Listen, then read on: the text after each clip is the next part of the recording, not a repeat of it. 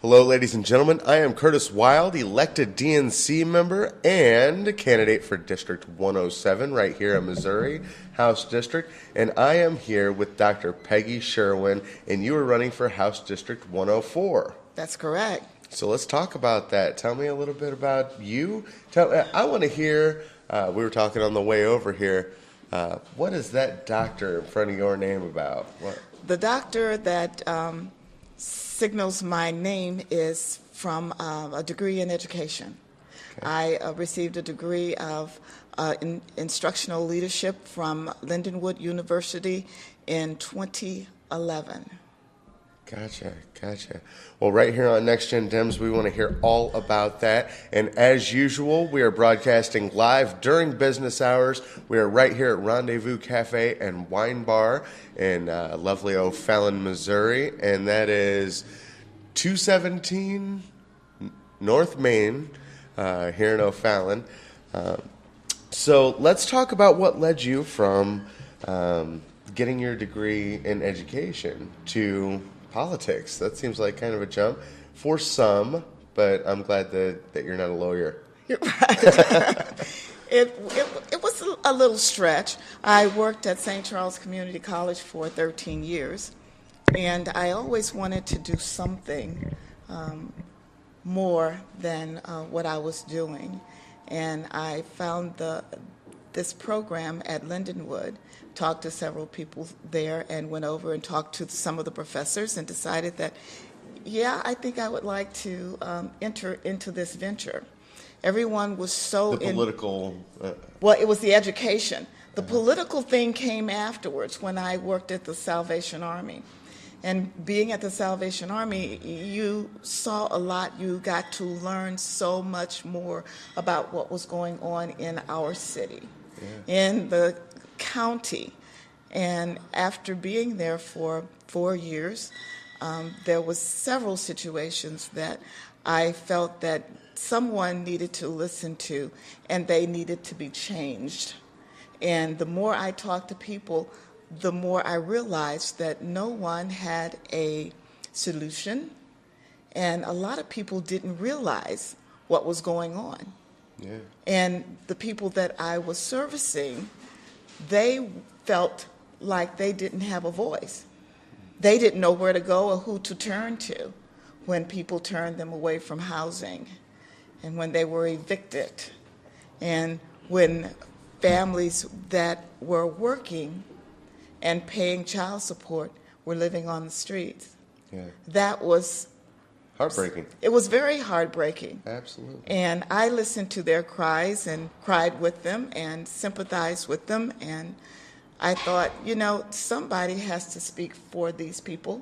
Yeah. And I worked with them. And I always said that they are us. Yeah. That's me. Yeah.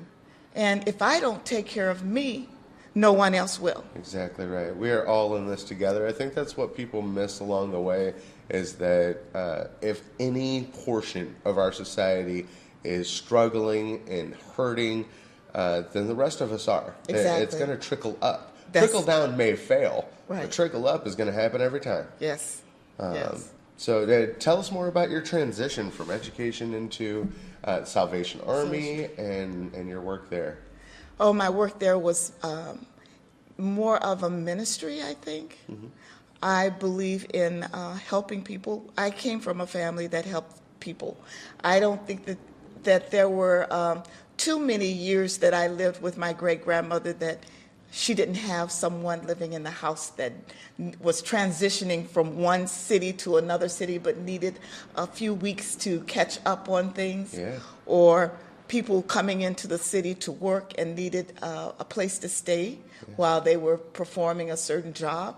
And it's kind of like my parents in certain respects, because they can always say that they were the parents of about 20 kids, right, because over the years they were. Right. Over the years they would take in all our friends, they would take in all of our compadres that wanted better, and my parents tried to give them that springboard. Exactly. So your great-grandmother was the same way? She was the same way. She was a very strong Black Indian woman, and she just had the respect of the community and lived life as fully as she possibly could.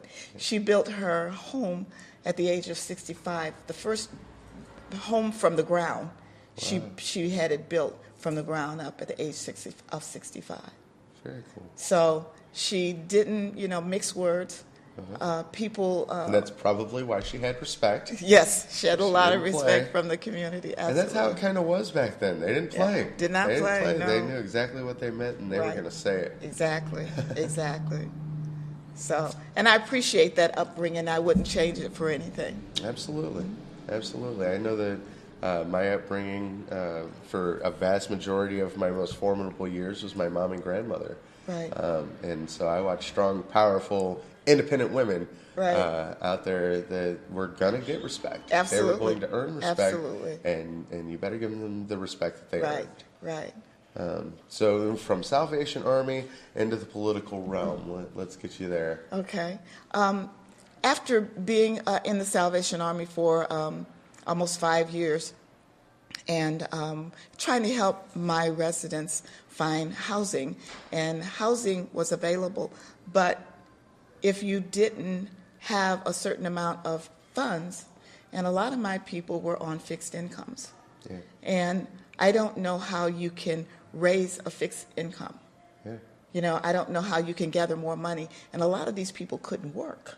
Right. So what they got was it. Well, what you do is you elect people who are willing to vote for that. Exactly. That's what you do. Exactly. So I said, this can't be happening to us here. Right. We had so many donors that came from this area. Wonderful people donated to the Salvation Army. They gave. They would give freely without being asked. Mm-hmm. I never had to want for very much. Right. And if someone said, "What do you need? What do you need?" and I said, "I need soap powder," it was on my doorstep within hours or the next day. Yeah. I mean, these are the most giving people. But to have a group that does not see the need to help others, it stopped me in my tracks. And I said, this can't be happening. I can't live like this. Right. So Now, are you referring to Republican leadership I'm preventing things like that from happening?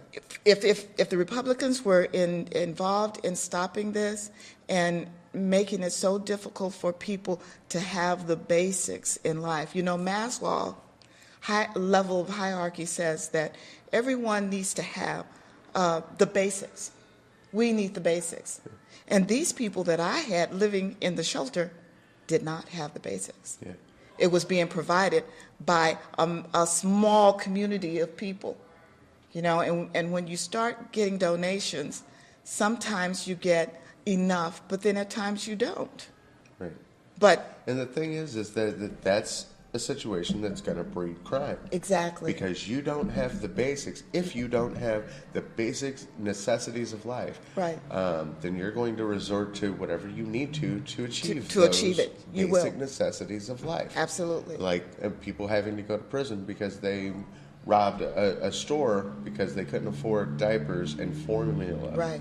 for their baby. Right. Yeah. And you're absolutely right, because I work with a population of people that feel that they have to work, they have to be busy, they need to do something to bring in money for their children, their families, because they don't want to see their children to go without things. And with the food. The thing is that there are people that do that. They go out there, they work 2-3 jobs, and they do provide for their family as best as they possibly can, put a roof over their head, food in their stomachs. Unfortunately, those people are not home to give the structure that Exactly. a good parenting should be able to give their Right. child. Because they can't be. Because they can't be. They can't be. Because we have created a system where they have to have 2 or 3 jobs. Exactly. And they have to leave their kid Exactly. either in daycare or at home alone Exactly. to rule themselves and make their own decisions. And there's only so much that you can do from your second or third job Right. while your kid's at home or maybe out vandalizing or maybe out Exactly. causing trouble. So I heard how do we get around that?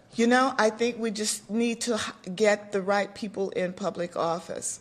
we need to look at what we have now and replace that with people that know what's going on, that have lived it, have breathed it, have tasted it, and know that these people out here want to do better. They're not looking at becoming the 1%. Right. They're not looking at that. They want to build a home safe and be able to take care of their families. Yeah. That's all they want to do. What they don't realize, what the people who are out there trying to downplay these people and downgrade these people don't realize is that nobody wants a handout. You're right. Nobody is going to feel good about a handout. Right. People want a hand up. That's true. And that's something that we're not giving them. That's something that our government at large refuses to give as long as it's in Republican control. Exactly. And I'm not saying that they were doing good before with Democratic control, right. Because there are definitely some situations that arose when that was the case. Right. That was you're absolutely correct in that, and and because most of the time it's because there's so many people that think that all poor people need is nothing. Let them earn their own way. Mm-hmm. If they could, they would. Oh, yeah. They would earn their own way. Oh, yeah. Because they're not dumb people. Right. We're not dumb. We understand what's going on. But if you keep telling a person that they're nothing and treating them like they're nothing, they're going to believe that. Yeah. Because that's what the mind is playing back. That's the script that we're getting. Right. I'm nothing. And I refuse to believe. My great-grandmother did not raise nothing. That's exactly right. And I am not going to treat other people like that. And I'm not going to stand for this political power that's in place now that tells us that I'm not going to tolerate it anymore. I'm like the kids in Florida. Enough is enough. Let's take care of it. Yeah. By whatever means possible. Well, let's touch on that. I mean, this is a free-flowing show. We just get to rocking and rolling, and you're going to be able to check it out on video. You're going to be able to check it out audio through iTunes, podcast.com. You can check out the video once it's up through Facebook, YouTube, and we are right here at Rendezvous Cafe in O'Fallon, Missouri. But let's touch on that. You brought up Florida. Yes. Where do you stand on gun control? How do we prevent things like this from happening? And still allow freedom. I think we need to make some really specific laws in place because people they don't realize how many sick folks we have that's walking around. And we don't know what these people are going to do from one minute to the next. A lot of people don't even know that they're sick until it snaps. That's true. Until bad things happen. Right. So. And we're meeting them every day. Yeah. We don't know that they're as ill as they are, but we're meeting them every day. You're walking past them at a gas station. Exactly. You're right next to them at the, the phone booth. That's true. That's very true. Grocery store. Yes. Yeah. Yeah. You're walking past them every day.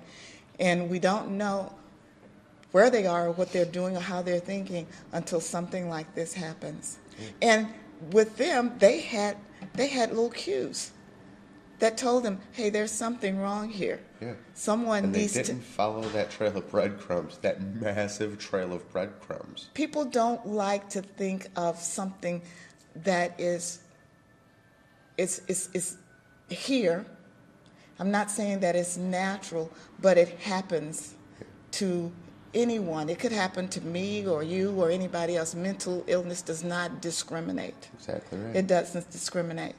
And with everything that's going on... Look at Howard Hughes. Yes. Good example. Yeah. Good example. One of the richest men in the world. Absolutely crazy. That's a bug, yes, he was. Yeah. As we read about him and learn some of the things that he did. Well, mentally ill. Mentally ill, yes, mentally ill. We don't do crazy anymore. Okay, So, I do a little crazy. Right. I'm a little borderline. All right. So, Well, let's get. I want to come back to the gun Okay. thing, and I want to talk about the specific things that you think may help with gun control. But back to the Republicans have failed us. Certain Democrats have failed us. How do we restore faith in the Democratic Party that's now saying we are going to wipe the slate clean and we are going to start working for you, and we are going to listen to the voices who don't feel listened to? I think like I said before, I think we need to wipe the slate clean and bring in new blood. And those people that, like I said, have been out here rooting with our families that are barely living. People that know what's going on. People that's not trying to cut retirement from people that have worked and paid in their retirement, and then there's some joker that wants to cut a person's retirement. Come on. Yeah. Or the electric company that wants to increase our utilities for infrastructure. Now, do you think that if they get more money from us for paying our utilities, they're going to take that money and give it to the states that need infrastructure improvement? Absolutely not. Of course not. See, and that's what infuriates me. There are so many people that look at us as if there's something wrong with us that we cannot understand, and we can't see the darkness to the light, that we cannot comprehend what they're saying. We understand what they're saying. They're saying that, we are having companies like fast food chains sell breakfast sandwiches for $1, and that dollar goes to pay on utilities for people that need it. If they start to, and it doesn't make any sense, and when I heard that, I thought, are they absolutely out of their mind? Right. I just cannot believe it. I went to Hardee's a week or so ago and bought some sandwiches because I knew that this was their, time that they would collect money and donate it to the weatherization for families that could not pay their utilities, that needed heat. Yeah. And in the summer, they needed to be cool. So we're doing that. And there were so many people there buying and giving and giving and giving. And then they turn around and say, well, okay, we're going to increase it, and this money is going to go for the infrastructure. Not so. Yeah. I mean, I wasn't born last night. I know that that's not going to happen. That's going to go into the pockets of the bigwigs. Stockholders will get that, and that's what they're doing it for. Absolutely. But that means that those people that are contributing, it's going to put another burden on them. Absolutely. So pretty soon they won't be able to contribute freely because you have to take her home. Yeah. Well, the thing is that electric companies have found themselves in kind of a quandary, kind of a conundrum, because if they allow innovation in electric, they're going to either go out of business or they're going to have to completely change their business model. There's going to be no more shipping in coal from Iowa or other states. But the fact is that they don't want that. They want things to stay exactly as they are, and in order to do that, they're going to have moms out there working 2-3 jobs. They're going to have to stomp on the little man. Right. They're going to have to keep people treading water so they can have their golden parachutes, their yachts, their mansions. And we're going to take the power away from them. Democrats like myself, like Peggy, are going to take the power away from you. We are going to give the power to the people because more sun hits this planet every day than any power you can ever produce. Absolutely. So we're going to find out how to harness it. We're going to find out how to get it to people. And we're going to find out how to free people from those mundane things. Exactly. We're going to take those chains off. That's exactly the chains have been on for years. It started with blacks being with having the chains on around their neck, and they decided, well, we got them all conditioned to think that they can't do anything, so let's move to the next group of people that we know that we can control and put chains around their neck, and we can do whatever we want to them. Yeah, and they took it to that next level. They did. They took it to that next level because now they don't have to put chains on people's necks. The chains are already there.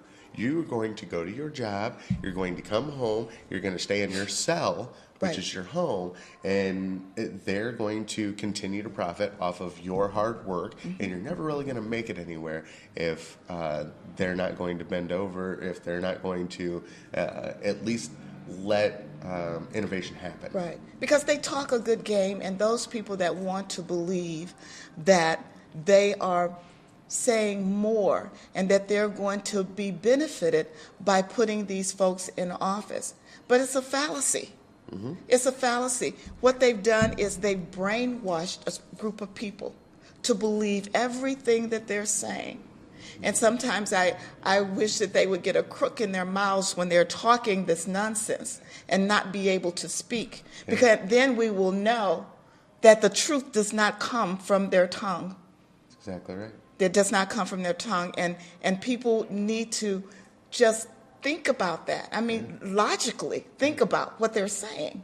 They're going to say what you want to hear. Right. And then they're going to do whatever their shot callers, whatever their puppet masters tell them to do as soon as they get there. And their shot callers and their puppet masters are the people who fund their campaigns. And most of the Republicans, especially in Missouri, are not funded by small donations. They're not funded by regular people. Right. They're funded by PACs. They're funded by large donations. Exactly. And a lot of dark money going around.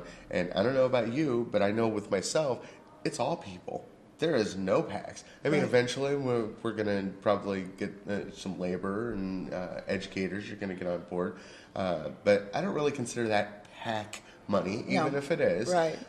Because I don't mind saying that those are my special interests. Exactly. Unfortunately, the Republican Party is taking from dark money. They're taking from super PACs, and they're doing whatever they are told to do.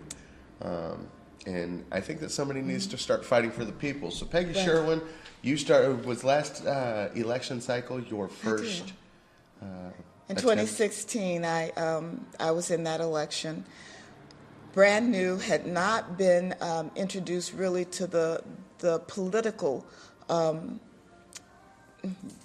hierarchy. Yes, I have not been introduced to that. I have been working in the communities. And did a little bit of work with other campaigns in Illinois and in Iowa, working to help other people become elected, but never really getting that deep into it that I could say I had a lot of experience. It opened my eyes to how people really feel and how they think. Because, sometimes when you're talking to a person, you know exactly what's going on in their head because their eyes reveal everything, and they don't realize. The eyes are the window to the soul. That's very true. And most people don't realize that your eyes tell everything. And they can be looking at you and their mouths will be saying one thing, but their eyes will be saying something else. Oh, yeah. And it was hard.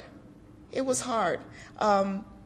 I was deeply disappointed in how some people presented themselves and the things that they didn't say, that their body language and their eyes did say. Your eyes will always betray you. Exactly.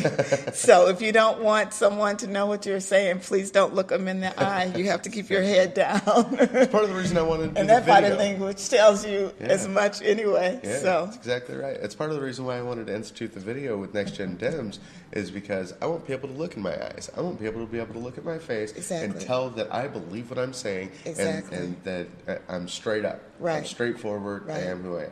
I'm learning a lot.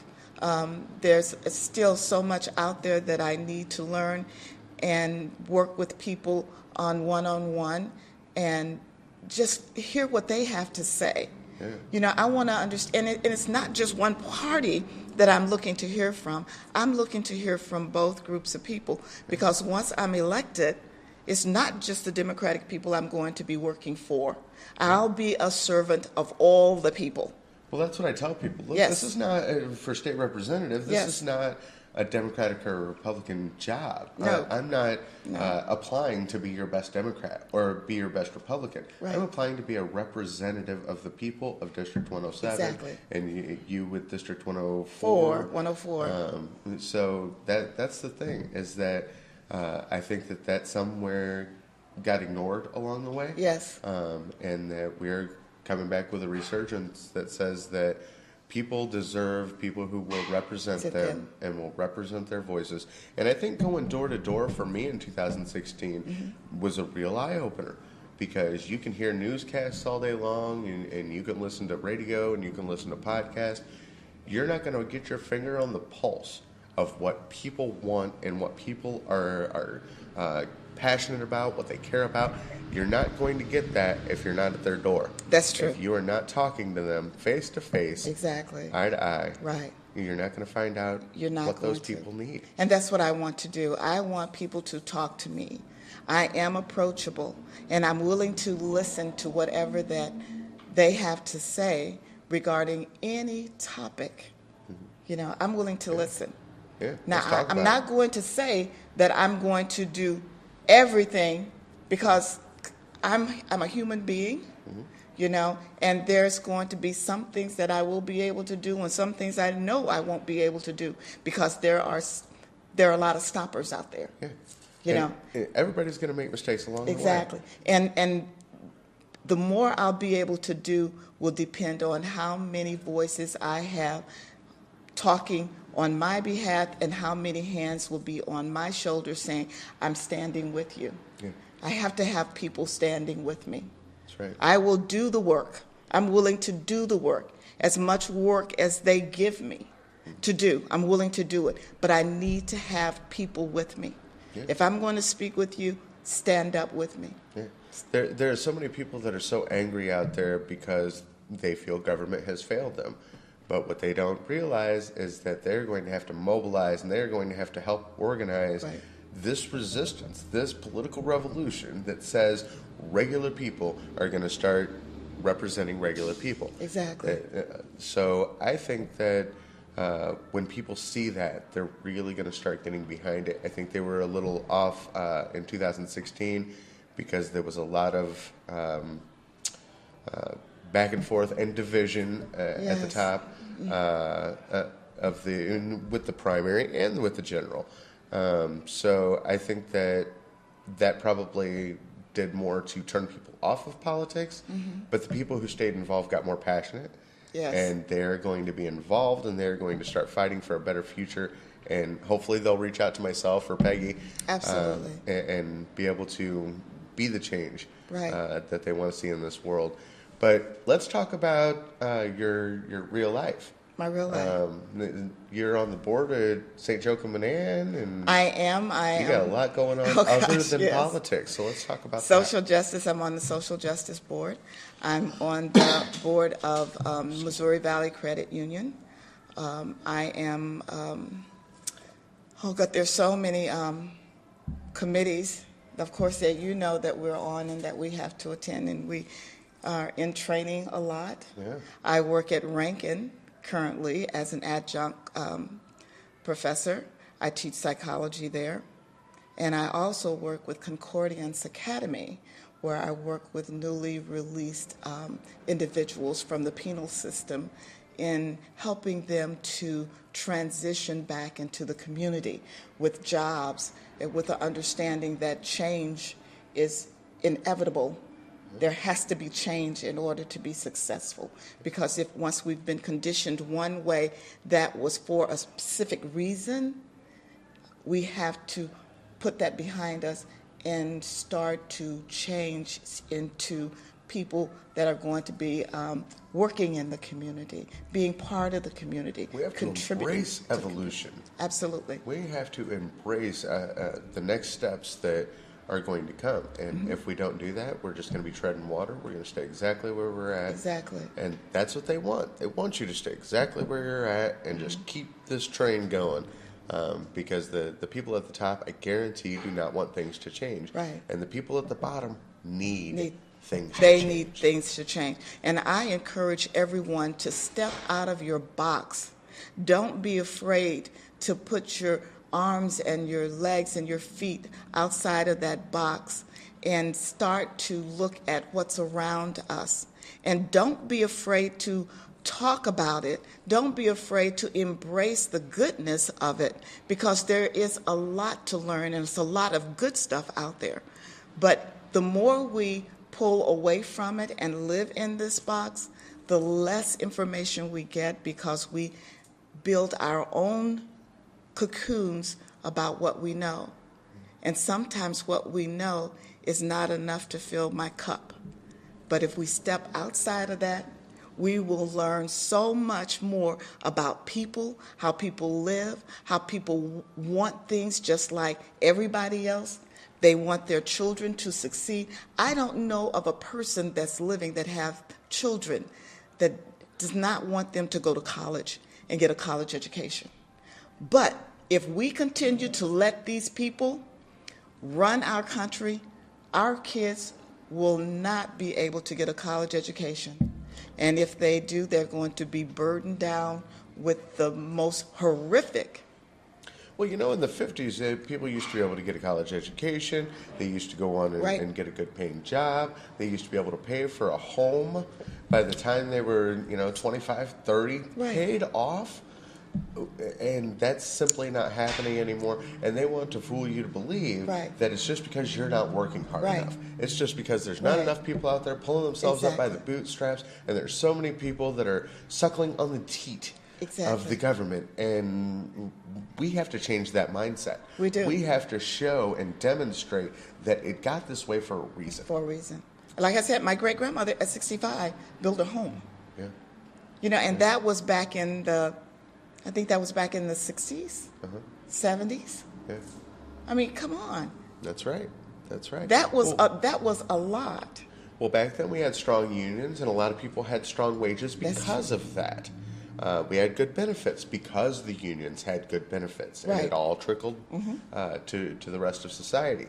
So, what do you think about unions? What do you think about collective bargaining and I prevailing believe, wage, right to work? Let's talk about it. Oh, the right to work is a play on words that confuses people.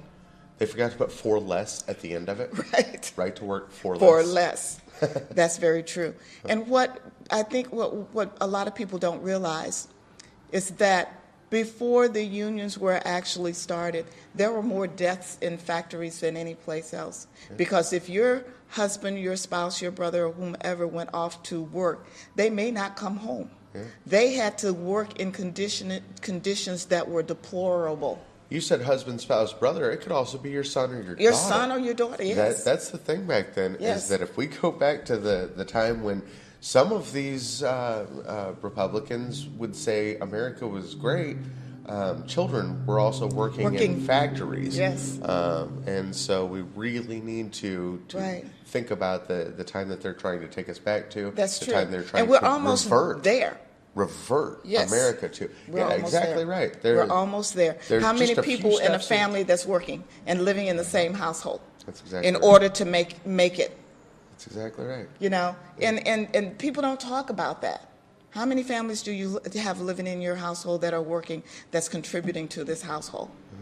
And it didn't used to be like that. It used to be that mom and dad could have a house, and then right down the block, their oldest son could have a house with maybe his younger brother, and then 2 blocks over, their oldest daughter could have her own house, and we used to hear a that. Fiance, We used to hear that. And you know what we had back then? Community, neighborhoods, exactly, neighbors, right. And we don't really have that anymore. That's funny you should say that, because last night I was at an event for social justice at St. Joachim and Ann, and that was part of the event, the program that we went through. It was Who's Your Neighbor? Who is your neighbor? Nice. And that it was an eye opener. Some of the things really, made you a little bit uncomfortable when you thought about who is in charge and how they are actually orchestrating how we, the people that do not have that kind of 1% money that they have, black and white, how they are orchestrating how we treat each other. Yeah. It's a plan. Oh, yeah. If we can keep them upset, if we can keep them bickering at each other, if we could keep the hate going, hey, more power for us. They want to drive that division. That's what they want. That wedge in society. They do. Oh, yeah. It's orchestrated for that. And if it can't be the black and we're versus playing the right white, into, that's if it can't be the black versus the white, it's going to be the rich versus the poor. Right. It's going to be, Christians versus Exactly. non-believers. It's whatever they can find to give division and to keep our focus off of how horribly they are screwing the American society. Yes. Then they're going to continue to make billions. They're going to continue to walk into Washington, a nobody, and walk out a millionaire. because nobody's stopping them. That's right. Yeah. Nobody's stopping them because they're listening to that rhetoric, and it's about division, and they're putting things in people's head that does not exist. Yeah. And the more they hear it, the more they're conditioned to believe it. Mm-hmm. You know, I was telling my students the other day, you have to be strong, and you have to have a mind to think, and think beyond what a person is telling you. Yeah. So that you can make up your own mind. Research it. Research it if you have any questions. Don't take my word for it, but go out and find it for yourself. So many people believe what they're told. Yes. And unfortunately, that's kind of been bred through our educational system of teaching to test, is that if they hear it from someone that they think may be a reputable source, then now it's a fact. Right, right. But maybe it wasn't a fact. And maybe they should use a little bit more critical thinking, exactly, which is what we need to be breeding in our schools. Critical thinking skills. Yes, right. You're absolutely right. You know, when I started this, and I didn't have a treasurer, and I was looking, and so finally I found this man, this young man that said, when I asked him, someone said, "Why don't you ask Jerry?" And I said, Jerry, oh, yeah. So I asked him, he said, "Oh, yes, I will." And when you said we have to look at things for ourselves, you know, he gives me information, and then he gives me the paperwork to follow up so that I can read it for myself and that I know what's going on, you know. So people that's giving us stuff and making sure that we know it and giving us the facts, and you can actually read it. And it has citation, and it has sources. Exactly. And I tell you, I don't think I've been so emotionally twisted in all of my life, but by reading this stuff and becoming angry, you know, and hurt, you know, and I know that this anger that I have is part of the fear that these people are going to, it's like roaches. You know, what do you do with a roach when you can put them in a microwave and they still move around? You know? What do you do? That's what I'm thinking. You get a hammer. What do you do? You get a hammer. You know, because it seems like they keep multiplying. It's called a blue wave, and it's coming in 2018. And it's going to really crest in 2020. Yeah. Mark my words. It's coming because more people are going to see that the Republican Party is doing nothing but working against them and against the people who are struggling, against people who are in pain and trying to create a better life for themselves. And they're going to find that there are new people coming into the Democratic Party. That's why the name of this show is Next Gen Dems. We might not be your youngest, but we are the next generation of Democrats. Right. Because unfortunately, up till this point, whoever has been working towards getting Democrats elected haven't done a very good job. And we are where we are, and we've been on a 10-year, 1,000-seat losing streak. And it's time that we start to change the perception of, well, there's no difference between Democrat and Republican. No, that's BS. That's BS. There's definitely a difference, and I think that people are seeing it now with the devastating things that Donald Trump and his administration are trying to do. Right. As one person was writing in a little magazine that I got from Jerry, you know, we're not in the twilight zone. Dems are not in the twilight zone. You know, we're going to stand up and be heard, and we're going to make some changes. Yeah. We're going to make some changes. That's going to be the reality. So let's talk about some of the issues. Let's talk about where you stand on health care. How do we get that better? Healthcare, we need to look at healthcare and make sure that every person in these United States is covered under healthcare. I can remember when I So are you saying that healthcare should be a human right? Oh my goodness. Is that what you're saying? Absolutely. Well, that's just like every other industrialized country in the world. That's just crazy talk, Peggy Sherwin. I know it is, but I'm going with it. Why can't sick people just pull themselves up by their bootstraps and go pay for their own health care? While they're sick. Millions of dollars that they owe. Right. Why can't? Because those people at the 1% has taken all of it, has taken everything, so they can't pull themselves up by their bootstraps. You know, even the 1% gets sick. Although they have the means to take care of it, but they cannot take care of death. Yeah. They can't take care of that. Exactly right. That's one thing that they can't Well, take look at care Michael of. Jackson. They can't buy that Look at Michael Jackson. Oh, yeah. No amount of money was able to save Michael to Jackson. save him. And it's the same way with them. Mm-hmm. But they're Prince. doing everything that they possibly can to kill us off. Yeah, there's something to be said about that. I think that you touched on something. Have you heard the story of the Georgia Guidestones, where it said the manageable number on the planet is 500,000? No. Yeah. Or 500 million, is it? 500 million is supposed to be the manageable. And that's what some people suspect is happening. Well, maybe not happening, but definitely the goal. The goal is to depopulate the world and to have a more manageable it could be part of the slave plan. system Yes. for the owners of the world. Right. So I think Because that's where some people during wanna slavery, we learned last night, the people who had the highest number of slaves were the ultra rich. So that only makes sense. Yes, Yeah. exactly. Yeah. It makes sense that they would want to keep that power and make that plan so that they can continue to be in control. And not just them, their children, their grandchildren, their grandchildren's grandchildren. It was willed down. Oh, yeah. Absolutely. Oh, yeah. Because the ones that's there now are not the ones that were there 100 years ago. They don't So it had to be understand their kids. In America, there is still what should be what would be considered royalty. If we were back in the medieval days, there are people who think that they are above the law. Oh, there are yes. people that think that they are above you and I, Right. and everybody else. And that if you don't bow down to them, they're going to drop millions and billions of dollars to ensure that everybody else does. So we've got to get money out of politics. How do we do that? We're going to have to work for it. We're going to have to get all of our new Dems, the new minds that's going in there, to come up with a process where we can stop having these people get paid for their endorsements of things that's not right for the whole population. Yeah. Explain that a little further for the people who may not realize that that's happening. I was looking at someone sent me an ad over my phone the other day, and it showed me the amount of funds that Ameren was paying to. Did you see that? I haven't.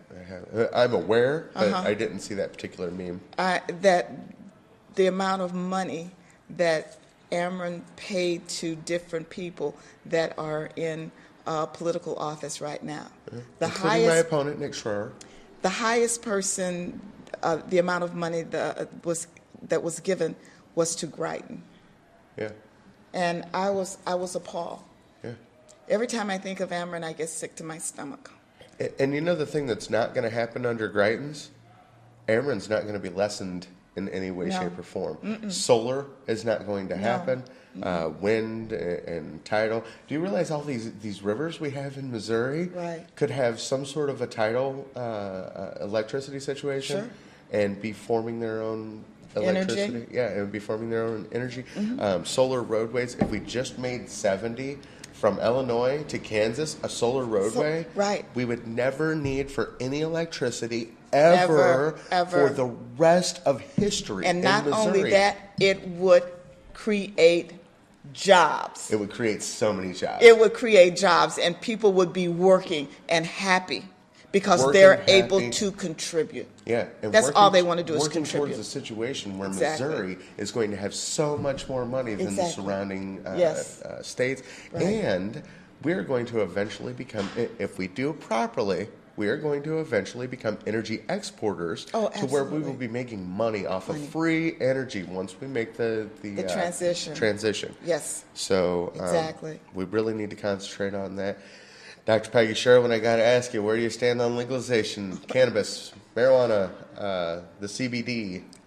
You know, we were talking earlier before we sat down at the mic. I have friends that are very close to me that are on medical marijuana, and it's doing such a wonderful job for them. And I think it's a shame. Now, do they smoke it? Is it edible? Okay. Yes. Go ahead. Yeah, this is something that they're smoking. Okay. And I believe that if it was legalized, we would have less, I think it would be less of a problem for everyone. Yeah. And I think You know it what would else it would make, be? Yes. A revenue resource. Fund. Oh, yeah. Yes, absolutely. Yeah. I think that we wouldn't be in the hole that we're in if we legalized it. But then it would also create a loss of control for those people that don't want it here, because they want to control how we get our money. And it's just like, oh, we'll take care of them. We'll give them little crumbs here and little crumbs there. The thing is that the pharmaceutical industry has no interest in actually creating cures. Oh, of course they not. want to create a situation where they are prolonging your disease to be able to treat you. They don't want to cure you. They want to treat you, because if they cure you, they don't get to make any more money off of you. Right. And I think that goes to the cannabis situation, is that they are not going to allow anything that can treat things that their pharmaceutical drugs that they can get you hooked on is able to treat. Right. So the fact is that if we legalized, and we are an agriculture state. Exactly. That's the other thing, is that we're an agriculture state. We got a lot of growable area Absolutely. here in Missouri. Absolutely. And we could really give California a run for their money as far Absolutely. as revenue is concerned. Absolutely. Missouri is a large state. Most people don't even realize how big we are. Right. But if we legalized cannabis, created a new revenue stream, created not one but two new cash crops, industrial hemp and cannabis, and then we used it for treating the ailments that it is proving to treat, then the pharmaceutical companies are going to lose money. Yes. And they're going to fight that. They're going to fight that tooth and nail. So if you ever see anything that's anti-cannabis, anti-CBD oil, it's most likely paid for by the pharmaceutical companies. But you know, when you're given a prescription and you go to get it filled, and that prescription is going to be $800 or $900 for a 1 month supply, how are you going to pay for that? Yeah. So, I mean, if you get it 1 month, that doesn't mean that you're going to have the money to get it the next month. That's right. A lot of people are going to Canada to get their drugs. And I know that for a fact, because we are doing it, and my in-laws were doing it before they expired. And Mexico. And going Mexico. To Canada. They're going to Yes. Mexico. They're going Wherever to states where it's it's already cheaper. legalized, wherever it's cheaper. But what we don't realize is that we could get all that in the United States. We should be able to get it here. We don't have to have a drug cartel running drugs from Mexico, or people muling drugs across from Canada. Right. If we could handle it here, Exactly. and put the right structure in place. I know out in Las Vegas they have dispensaries, and you walk into the dispensary and you give them your ID, they scan it, you go over, and it's just like a Hardee's. Right. You look at their board, and there's the flowers, a menu, edibles, oils. It's a huge lit menu, and then you go in through another door, and there's all the products, and it's something that you just kind of have to see for yourself, because there's a level of sophistication Sure it is. involved that you really wouldn't understand No. if you don't go check that out. You don't have to buy anything. You can go check it out and see what could be. What it could be. And that's what we actually did at the DNC meeting in Las Vegas recently. Was we went to one of the dispensaries to see how they were doing this, to see how it was being commerced. And it's sophisticated. It's just as sophisticated as I imagined it to be, but I wanted to see it for myself. Right. So it sounds as though they're doing it right. They're doing it the right way. Absolutely. And like I said, we just have to get more people out of their box. And another thing is that smoking anything is bad for your health. Sure. My daughter and I smoke cigarettes. Horrible. Don't start. If you're not a smoker, don't start. But I smoke cigarettes, and I realize how asinine it is. I realize that in 20 years, my daughter is going to be like, "You smoked cigarettes? Like, you lit something on fire and sucked it into your lungs?" They're not going to understand how stupid that is. Right. They're not going to get it, Right. Exactly. And that's another thing, like with healthcare. Wait, our kids, my grandkids perhaps are going to be like, wait a minute, So there were insurance companies that decided who lived and who died. Who died? Like I Soil don't and Green. understand that. Soylent Green. If you haven't seen Soylent Green, it's people. Right. Soylent Green is people. It's us. Being fed to other people. It's us. That's what it is. So, and that's a phenomenal movie. It is. It frightened me. I Yeah. couldn't watch it after I saw it the first time because I had this vision of it happening in real life. Yeah. And if you think about it and look at some of the things that's happening, that's where we are. Well, we're not quite eating each other, but almost. we're getting definitely closer. And then you look to other, and the thing about Soylent Green is that it is aged. It was made in like the 70s or something. No, it wasn't. No. I think it was in the 60s. Was it? Okay, No, maybe it was the 70s 60s because or I was 70s. in nursing school. But you can tell that it's an aged movie, so Yeah. you actually got to watch it. You're going to have to sit down and want to pay attention to it. We're not eating people, but we're getting to the place that people are going to be congregating in groups. And because they can't get their needs met, there's going to be a lot of violence. Yeah. What we're having now, violence. And people weren't having jobs. You know, a lot of people now are not able to get jobs. Yeah. You know, so It's not that they're not able to get jobs. It's that they're not able to get jobs that pay a livable wage with decent benefits. I mean, without working 3 or 4 of them. Exactly. You know, because that's what my people used to do. Every gas station out here is hiring.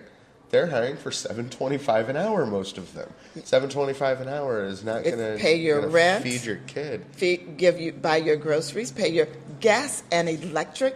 Yeah. I mean, that's not enough to pay your gas and electric. The way they're continuously hiking our bill, it's not enough. That's exactly so right. it would take 3 jobs. That's exactly right. For a person to, and 3 jobs would only make part of the basic needs.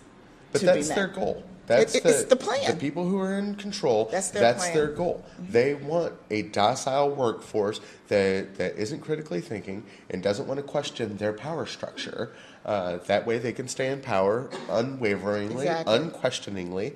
And I am looking very forward to taking the power away from them November 6th. I hope you are too. That would be happy day, huh? Yeah. So tell us about, I know that you and I got a similar percent in 2016. Tell us about your race in 2016.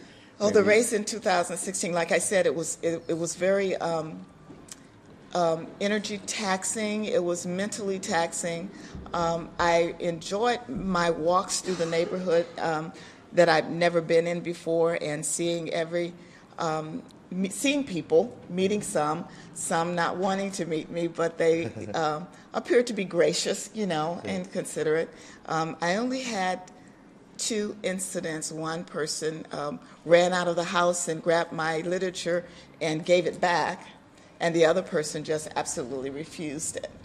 So that was the only 2, situations that were somewhat opposing or not comfortable with, me running or whatever.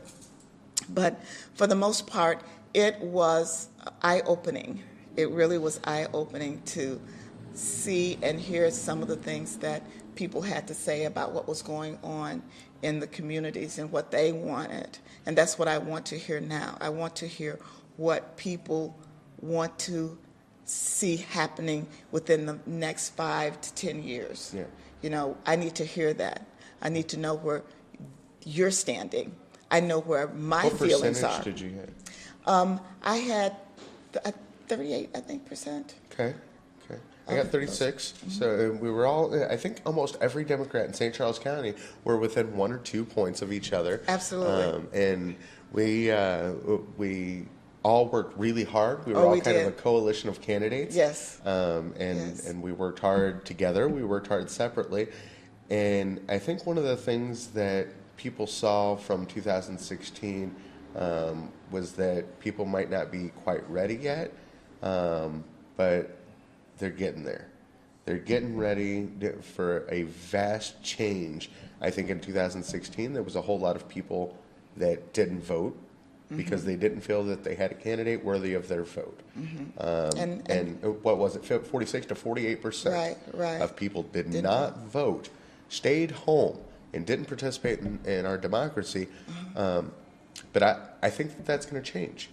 I think that there's going to be a lot of angry people who have seen how much the Trump administration has tried destruction to can be done. Absolutely. has tried to attack America, and they're going to come out in droves and try to really change society because we can. And I hope, and that after this election that we continue the unity and we continue the fight, regardless of how many Democrats get in, because I don't think that we can afford to ever be comfortable. Oh, no. We cannot ever afford to be comfortable. I think that's kind of what got us here. I think so, too. The Democratic Party and just people who were involved in politics got comfortable and kind of thought that because Barack Obama won the presidency, that one, we were in a post-racial society, and now we know better. Right. And two, that we could never lose again. Barack just won, and that our job is done. And I guess what? Our job is not done. Not done, not at all. I didn't realize that there would be so much opposition because of him being who he was. Oh, yeah. Not because of his messages and the things that he proposed, but just because of his physical outer covering. I think that's a lot of what got Donald Trump elected, even though he lost the popular vote. I agree with that. Was placed in the Oval Office, second Republican president in my lifetime that was placed in the Oval Office after losing the popular vote and the majority, which shouldn't be how democracy's done, but whatever, we'll fix that. And it's coming. But Donald J. Trump is a rebuke of the fact that America elected a black president. I fully and firmly believe that. I think that for 8 years, Barack Obama was president. Yeah, he made some missteps along the way. He didn't do as good of a job as maybe that hope and change message led some to believe. Yeah. But the fact is, for 6 of the 8 years, he was completely and utterly obstructed by Republican Congress. And then I think that people decided, we've had a black man in charge of the United States for 8 years. More should have been done. Well, more should have been done, but I think that there was a whole lot of post-racial that ended up being racial again because they held it against him for being black. Yeah. Not because of his policies. And right. Some people, did look into his policies and held that against him. But for the most part, I think that Donald J. Trump is the result of America electing a black president. And I think that it's... what does that really say about us? Exactly. What does that say about us? Like, why... and how did we allow white supremacy to beat us in this last election? Yeah. It's really... it's scary. It's scary to think that much hatred is... lurking and smoldering around in places that we go to all the time in the public. It makes me be more conscious of my surroundings. Yeah. I didn't realize how many of my former friends were racists until Donald Trump was elected, until they felt empowered by a Donald Trump presidency to be able to drop the N-bomb and to be able to say things that they would have never said prior to Donald Trump. I know. So, and it's sad to think that just because of a person's skin color, you have to be that ugly and that evil. Yeah. Because, we all have the element in all of us that gives us color. Yeah. And that's what I don't understand. Most people look at me and they see a white guy. They don't look at me and see the Native American in me. They don't look at me and see the Hispanic in me. But that's probably 25 to 40% of who I am. Right. So we really need to get past what you see. Exactly. And start worrying about what you get. What you get. So what do you get out of this individual? regardless of their color. Right. If I was purple and I'm still talking about healthcare for all, and I'm still talking about education for all, Right. tuition-free colleges, this is the message. Exactly. This is the message. Exactly. Because I feel that regardless, wherever I've been, and if I had the responsibility of taking care of someone else's child, someone else's person, I would treat those people just like I treat myself. And you I definitely would don't want see them. color. I don't see it. And you It's definitely not. don't see color. It doesn't have to be. No, there's no room for that. Right. Because if a person is hurting, then I'm feeling that hurt and I'm trying to help them to move on from that pain. Yeah. Because I know what that feels like. Yeah. If a child is not safe, and it's not my child, but it is my child, I'm going to make sure that that child is safe. I'm going to make sure that that child gets whatever it needs in order to be safe and cared for. I don't care if it is illuminating green or whatever. It doesn't matter to me. It's a child, and it's somebody's child. It's my child for the time that I have it. Exactly. And I'm going to care for it. You know what? Because you took that time to care for that child may grow up to be the next Einstein. Wouldn't that be wonderful? Exactly right. That would be wonderful.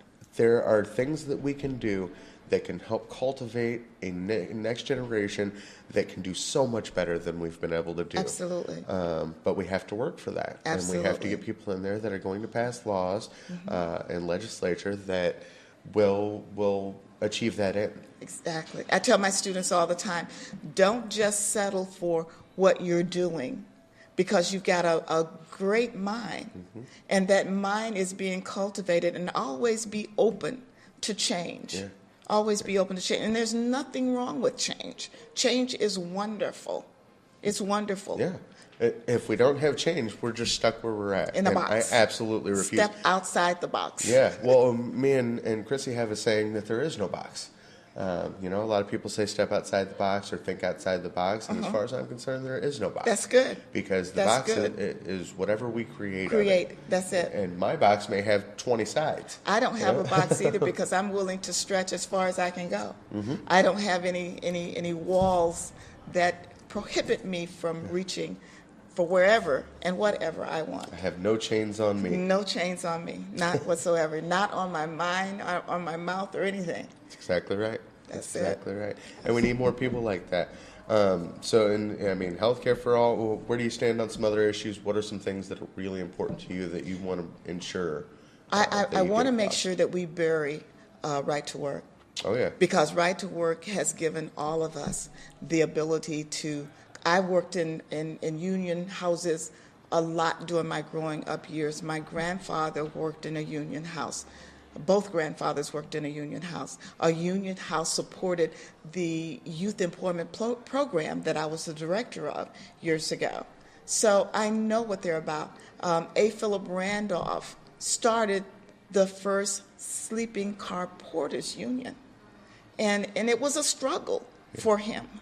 And it was a struggle for all the other people that put together the unions to make our workers safe.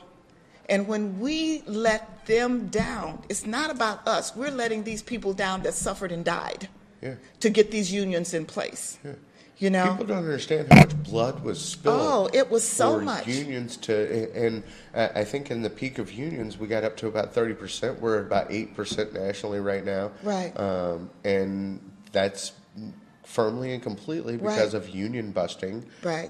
Because they realize that if the unions are stronger, so is the rest of America's workforce. Exactly. And they don't want the people to be in control. No.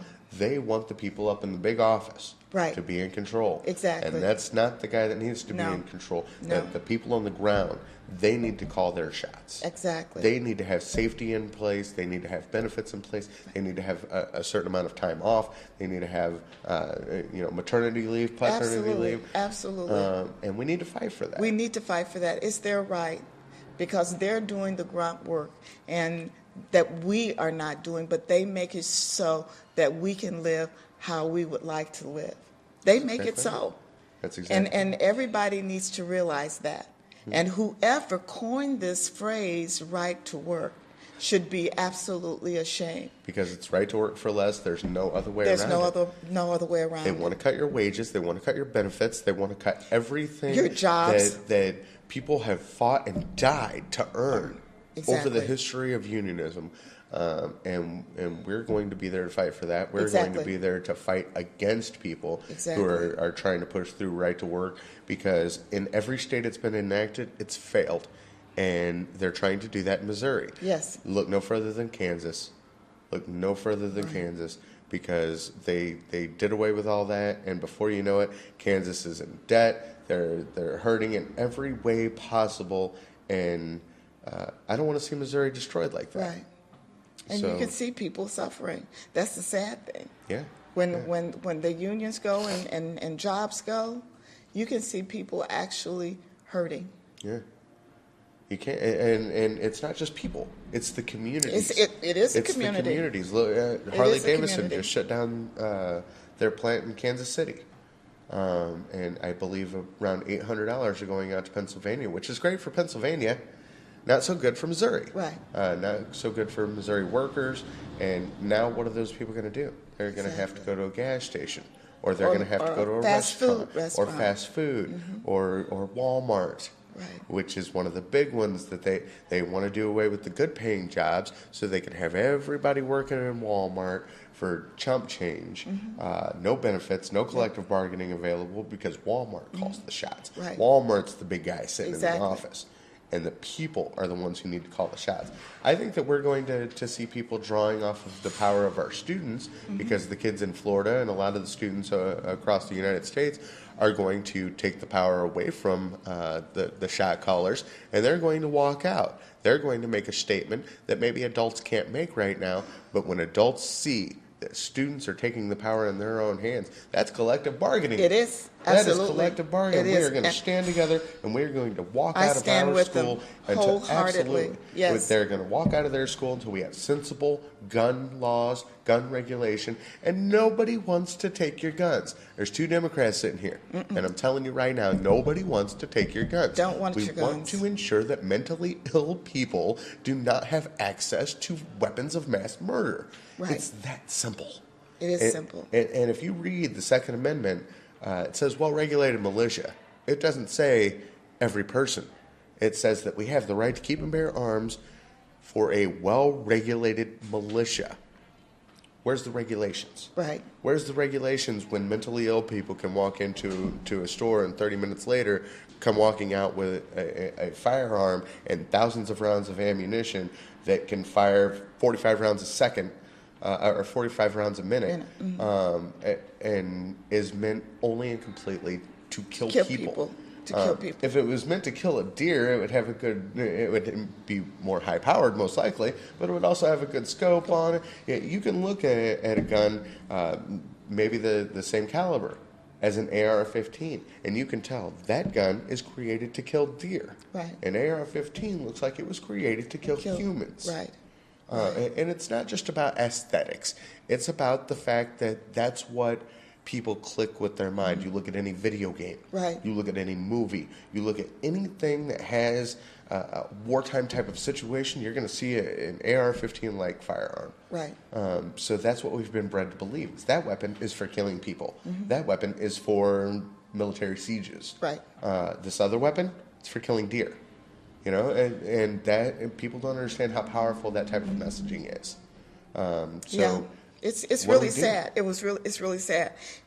When I worked at my second job a few weeks ago, some of the students there showed me a video about guns and how these young people are using guns as far as a social statement. And every young person in this video had a gun pointing it toward the camera. Wow. It was so Wow. disturbing. I couldn't sleep that night to see that young kids have these guns. Yeah. And people are putting this stuff out there so other kids can see it, that says, this is okay for you to do. This makes you part of this circle, and you should get a gun. You should have this so that you'll be able to point your gun at someone. And that's really sad that we as adults are using kids to get money. And as far as I'm concerned, you may well be the person that is killing our young kids. Well, if you're not taking if you're not fighting against it. If you're not fighting against it, and if you're promoting it, yes, I blame you. And yes, you should be in the same place as that young man that pointed that gun and killed all of those kids, the 17 kids. You should be there. You right beside him, because you're promoting this. And I will stand on my grave for that. It makes me sick that these kids have to get on camera having gone through such a trauma. That's a trauma. That's a trauma, that a lot of us have never been through. But they, at their young age, had to go through this. Yeah. And it's a shame. It should never have happened. I would say it's on par with the survivors of 9/11. You lived through a school shooting, and it's on par with the survivors of 9/11. Oh, yeah. It's trauma. Absolutely. It's trauma. Yeah. To see that. No one wants to see that. So, we really need to get some gun controls in there. Mm-hmm. What are some common sense gun laws that you would propose? Definitely not letting people have a gun after they come in and fill out an application right away. Yeah. I don't think that should... Certain waiting period? A definite waiting period. And, for those of us that work with people, taking care of people, we have to have training and education, and it has to go into a certain place that they can look at and say, okay, yes, you've completed so many hours of training and education to take care of folks. We're going to give you your certificate. You got to have that for CPR. Yes, You've exactly. You've got to have that Why for a motorcycle. Why are we not requiring these people with guns to be trained and have to present some kind of training hours so that they can get a certificate to have that gun for another couple of years or so? If I have to do it, and people that do CPR, they can't work on a person unless they do. What's wrong with that? Yeah. Well, I used to... It's just keep those things fresh in our mind and alert us not to be lazy and sloven with guns. These are weapons, and they kill people. Yeah, that's exactly right. And people don't understand the power that they hold. They don't... A lot of people don't keep them in gun safes. They keep them on their mantle. Right. And just tell their kids not to do it. But the thing is that I don't understand why it's still... no regulate. Yeah, there are certain regulations. You can't have this, you can't have that, but there is still such freedom, and I've got no problem with freedom, but we don't have the freedom to come out here and drive our car without a license, without learning how to drive, without proving that we know how to drive. Insurance. Exactly. What's wrong with somebody who owns a gun having to carry liability insurance on that? I guarantee you, if somebody is responsible for what happens with that firearm, they're going to get insurance on that, and they're going to think twice about leaving it on their mantle. Thank you. Exactly. And thinking about it like we operate a car. Now, if we couldn't see or something happens to us, they're not going to give us a license to drive. Right. They won't give us a license to drive. Right. So why would we give someone that has a disability that controls critical thinking a license to carry a gun? Yeah. That makes no sense at all. Yeah. If you want to be a massage therapist, you have to be licensed. You have to be certified. Yes. You have to have background checks. Yes, absolutely. FBI background checks. Yes. And I don't understand why it's harder to legally be a massage therapist than to legally kill people. Yes. I think it's about the dollar. Maybe you can't legally kill people because, there's a whole murder charge that's going to happen after that. But you can legally buy the weapon of mass murder to be able to do that. Yeah. Selling those guns brings in revenue for them. So let's talk about what you got coming up. We're going to start wrapping this thing up, but let's talk about some of the things that you've got coming up with your campaign. Well, within the next couple of weeks, I'm going to be having a meet and greet on Wednesday, March 14th at 355 Mid Rivers Mall Drive. from 6:30 to 8:30. It's actually in Mid Rivers Music. My husband and I own Mid Rivers Music, so I have a little room that I'm going to be having a meet and greet in. So I'm inviting everyone, doesn't matter, come, bring your questions, and we're going to be sitting at a round table, and we're just going to be talking like we're doing today, and hopefully you will share with me information from your heart. If it's not positive for me, that's okay. I'm not worried about it. I just want to know what's on your mind. But bring your hard questions. Bring your hard questions, and let's talk. It's going to be just before I'm thinking of the Green Day, St. Patrick's Day, which is on Saturday. So, and we may have a little green beer. Every day should be a green day. Yeah, we may have a little beer and some appetizers and things of that nature. So please come out. I'd love to talk to you and hear what you have to say. In April, I'm going to have a Dems Rock, and I have a couple of bands that will be playing. I'm in the process of looking at that sounds like it's right up my alley. Yeah, a place to have it, but it's in the making. So please watch for on my website and for flyers around. Those things are going to be coming up real soon. Okay, so but the next one is March 14th, Wednesday, March 14th. On Mid Rivers Mall Drive, they're in St. Peter's. Okay, I was going to say that's Mid Rivers St. Music. Peters. Mid Rivers Music, Yes. and the address is. It's 355 Mid Rivers Mall Drive. And what time will that start? 6:30, 8:30. Just 2 hours. 6:30 to 8:30 on Wednesday the 14th. Right. Mid Rivers Mall Music, or Mid Rivers Music. Right. Right there at Mid Rivers Mall Drive. Right. So great. That's completely awesome, and we are glad that you came on today. I am so excited to be here, and thank you for having me. Absolutely. It's wonderful. Absolutely. Thank you. What time are we at? If we got 10 more minutes, we can keep going. I've been keeping them about an hour and a half. Oh, okay. But let's talk about some other issues real quick. Let's touch on kind of a name association thing. Mm-hmm. Greitens. Ooh, one word. That's my response. Oh, what?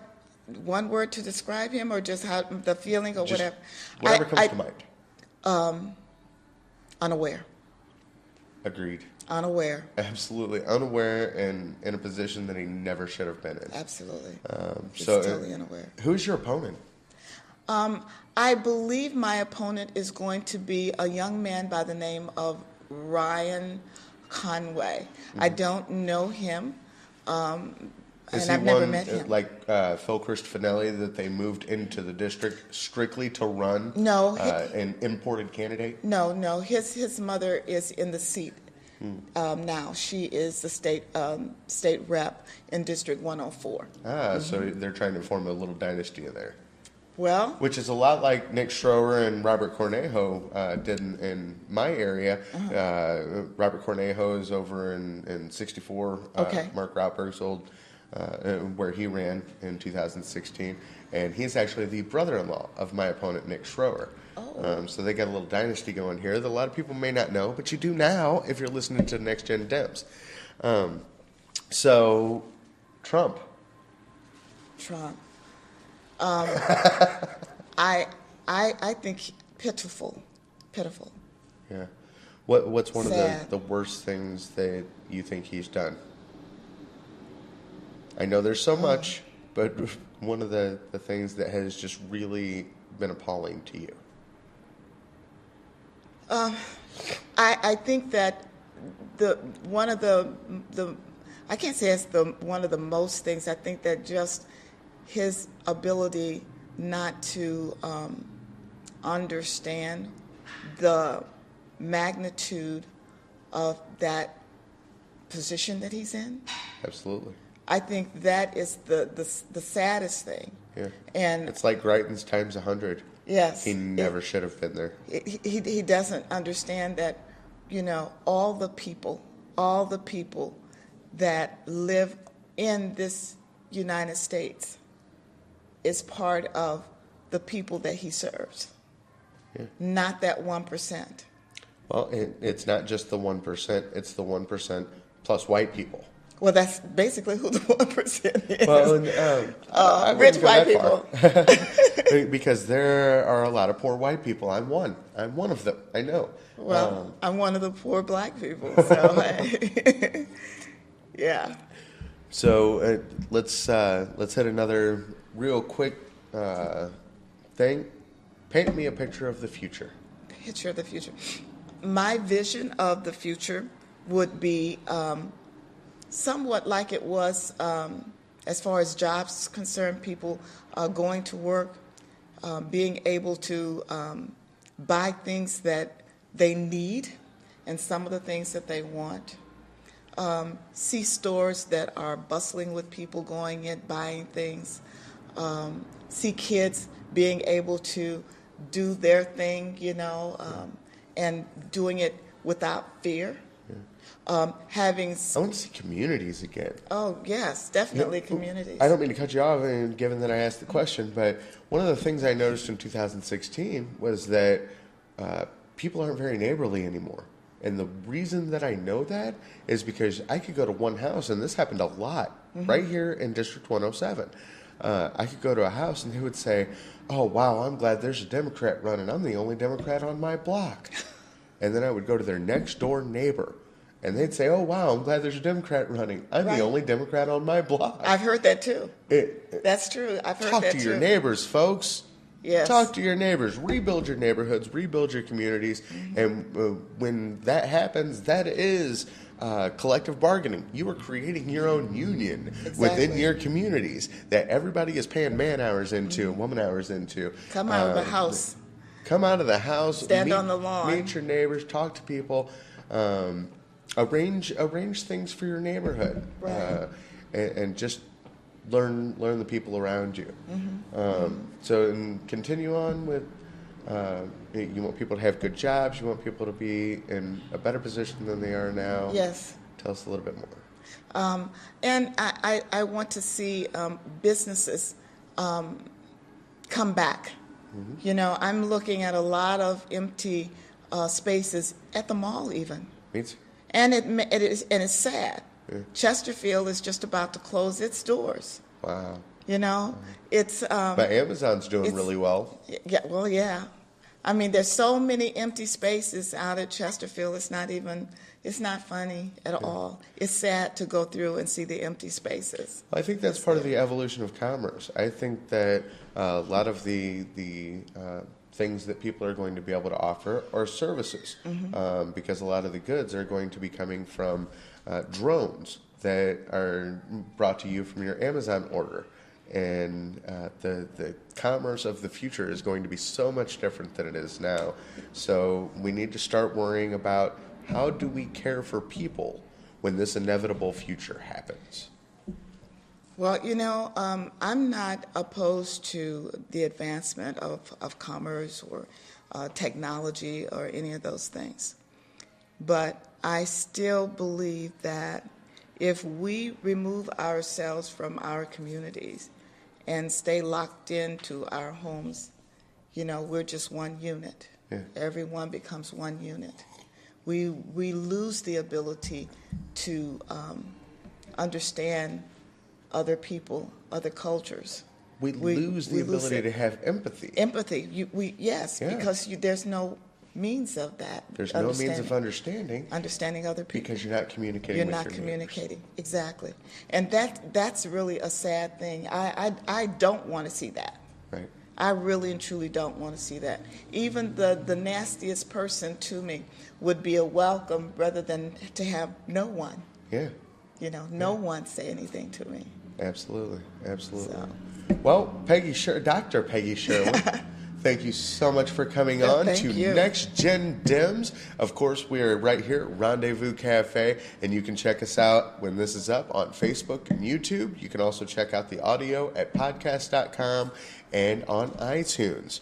So what is it? Oh, the Twitter. Are we tweeting? You can also check us out on Twitter at NXTGENDEMS. That's at Next Gen Dems without the E in next. And what's some of your social media, and how can people get a hold of you? They can get in touch with me by my number, and that's 636-293-0178, and Dr. Peggy Sherwin for State Rep. Absolutely, absolutely. Well, Dr. Peggy Sherwin, thank you so much for coming on today. Thank you for having me. This has been our fifth episode of Next Gen Dems, and I thank you so much for being our guest. I look forward to doing it again. Absolutely, this is great. absolutely. This is a spotlight and a sounding board for all things of the next generation of Democrats and democracy, and please check us out, Next Gen Dems. I'm your host, Curtis Wylde. Dr. Peggy Sherwin. Thank you. Thank you.